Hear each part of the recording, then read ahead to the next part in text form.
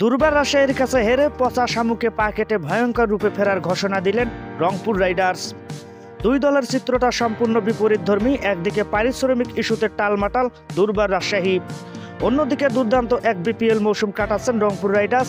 আজকের বৃহস্পতিবার আগ পর্যন্ত চলমান একাদশ আসরে নুরুল হাসান সোহানের রংপুর 8টি ম্যাচেই জিতেছিল।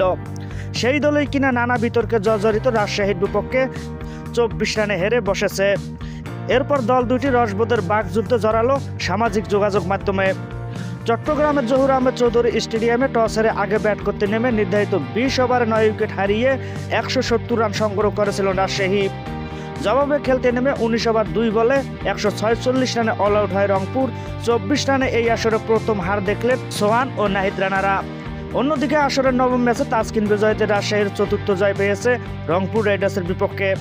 বিপিএল এর চলতি আসরে ম্যাচ শেষে ফ্র্যাঞ্চাইজিগুলো প্রতিপক্ষ দলকে খোঁচা দিয়ে পোস্ট করতে দেখা যাচ্ছে রংপুর একত্রে এক কাঠি এগিয়ে। আজ তাদেরকেই প্রথমে খোঁচা দেয় ম্যাচ জয়ী রাজশাহী। ফ্র্যাঞ্চাইজিটির ফেসবুক পোস্টে ম্যাচের নায়ক বায়ান বার্লার একটি ছবি দিয়ে রংপুরের উদ্দেশ্যে তারা লিখেছে, রং মুছে গেছে দেওয়ালের, দুর্বার যখন ফর্মে প্রতিপক্ষ তখন অন্ধকারে। পরবর্তীতে ওই পোস্টের জবাব দিয়েছে রংপুর রাইডার্স। প্রতিপক্ষকে পচা শামুকে উল্লেখ করে স্থানীয় ভাষায় তারা লিখেছেন, ঘিরে নিয়েছে মামুর বেটারা, পচা শামুকে কেটেছে পা, ভয়ঙ্কর হয়ে ফিরবে জয়ের লড়াই ইনশাআল্লাহ। দুই ফ্র্যাঞ্চাইজির পোস্টের ইতিমধ্যে বেশ সাড়া ফেলেছে সামাজিক যোগাযোগ মাধ্যমে।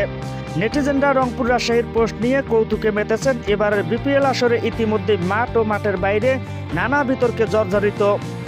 অনাকাঙ্ক্ষিত সেই ঘটনার বাইরে বাড়তি উন্মাদনা যোগাচ্ছে দলগুলোর এসব কথার লড়াই।